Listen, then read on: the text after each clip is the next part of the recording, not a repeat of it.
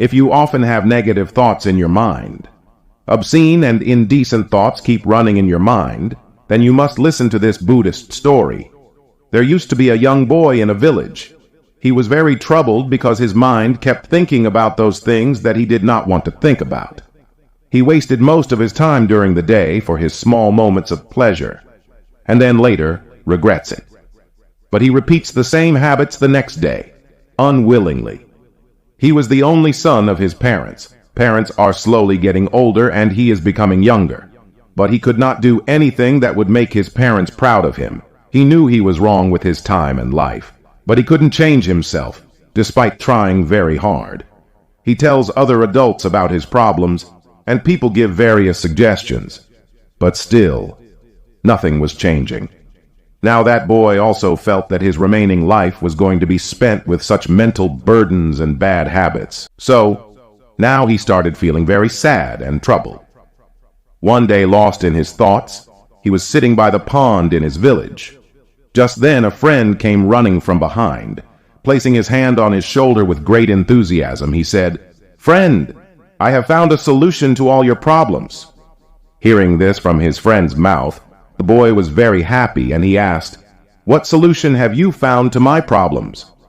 The boy's friend said, "Meditation, meditation. That's the solution to all your problems." The boy asked, "What kind of practice is this?" The friend said, "Yesterday a Buddhist monk came to our village to beg for alms. All the people in the village were asking him for solutions to their problems. So I thought I should also ask him for the solution to your problem. Therefore, I asked that Buddhist monk how I can control my mind." The Buddhist monk didn't say much after hearing my question. He just said that meditation, meditation, that's the solution to all the problems of life. So, I thought that you know about meditation. That's why I didn't ask much about meditation from that Buddhist monk. Upon hearing his friend's words, the boy said, "I want to meet that Buddhist monk." The boy and his friend set out. After much inquiry and effort to find that Buddhist monk, they found him meditating under a tree. In the neighboring village, they both went to that Buddhist monk and sat down next to him, waiting for him to open his eyes. After some time, when the Buddhist monk opened his eyes, they greeted him and said, "You told me that meditation is the solution to all problems in life. But you didn't tell me what meditation is?"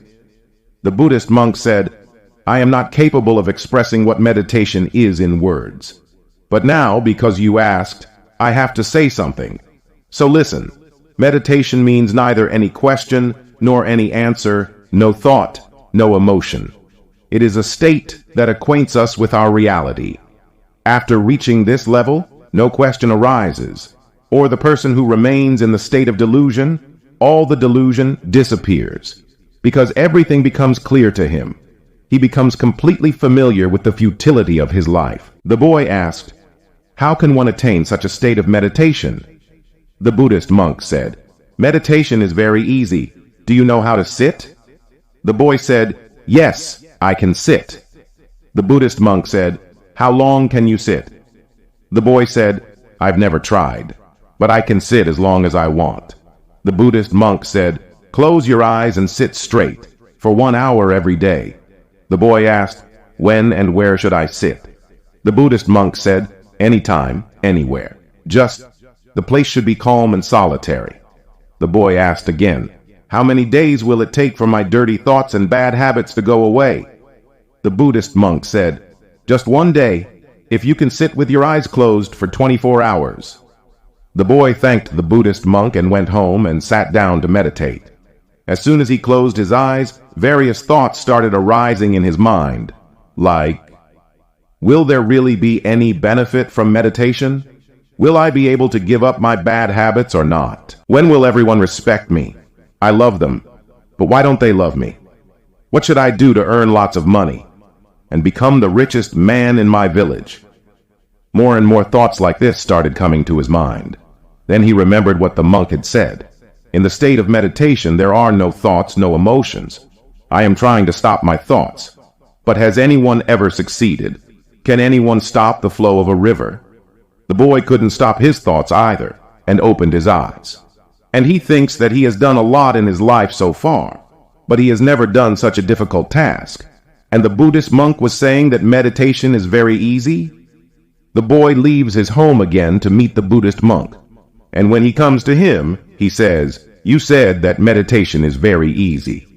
But it seems to me the hardest thing in the world. Even after trying very hard, thoughts are not stopping in my mind." The Buddhist monk said, "But who told you to stop your thoughts?" The boy said, "Then how will the state of non-thought be attained? You said that there is no thought, no question in meditation." The Buddhist monk said, "All the time, many thoughts arise in our minds, and they die. But our mind catches hold of one thought among those thoughts, and then keeps thinking about related thoughts. In this way, our mind gets entangled in thoughts, and we forget what we were doing." And he thinks that many thoughts will arise in the mind when you sit down to meditate, and they will disappear. You don't need to choose any thoughts. Just to see them, thoughts will arise in your mind and disappear. Gradually, over time, there will be a decrease in these thoughts. After hearing all these things from the Buddhist monk, the boy returns home, and he sits down to meditate again. This time, the boy sees his thoughts in his mind, as the Buddhist monk had told him. He is able to see the thoughts for a while, but then thoughts arise in his mind that he cannot stop thinking about, and he gets lost in deep thoughts. After a while, he remembers that he was meditating. He tries to see the thoughts again, but this time his mind plays another trick. Now, obscene thoughts arise in his mind. The boy thinks that he is in a state of meditation, like meditation. Why are these obscene thoughts arising? He tries hard to stop the obscenity, but obscene thoughts keep arising in his mind, and he cannot stop them. Such thoughts kept arising in his mind. When the boy, after trying for a long time, gets frustrated, he gets up from meditation, and he goes straight to that Buddhist monk and says, "Whenever I close my eyes and sit down to meditate, only obscene and dirty thoughts come to my mind." The Buddhist monk said, "No thought is inherently good or bad, so don't try to forcibly suppress them, because our resistance to thoughts is what makes them even more powerful. Therefore, don't try to suppress any thought, because it is the nature of this mind that the more we try to stop it from thinking about something, the more it thinks about that very thing. Therefore, your attempt to suppress your thoughts is futile, and the thoughts that you call dirty and obscene thoughts are also a part of your life. It is necessary for these thoughts to arise to advance human life. Always remember that whatever you reject in life, our mind becomes most interested in that very thing. So do not try to ignore any truth of life. Accept everything. Only then you will be free from them. This does not mean that you should be obsessed always with dirty thoughts. All these are just a small part of our life, not the whole life. So accept this aspect of life as well and move forward, because there is a lot to learn in this life." The boy said, "But why does our mind play tricks on us? Is our mind our enemy?" The monk said, "No, our mind is not our enemy. It only wants to experience things that bring comfort and joy. So when we do something that our mind doesn't initially enjoy, our mind opposes it." The monk continued, "If you want to eliminate negative thoughts from your mind, then change your habits, which you can change. And then you will change too, when your mind is under your control. And your mind will come under your control only when you know yourself, when you feel yourself, when you feel meditation." Saying this, the Buddhist monk stood up, placed his hand lightly on the boy's head with a gentle smile. Then he picked up his alms bowl and left from there. The boy kept watching as the Buddhist monk left, but now he was very happy, because he had found a solution to his problems. In the form of meditation, he understood that he would have to sit for meditation every day and observe his thoughts coming and going. But don't hold on to any thoughts. With time, those thoughts will disappear on their own. He also understood that no thought is inherently good or bad. A thought is just a thought, so resisting thoughts is also futile.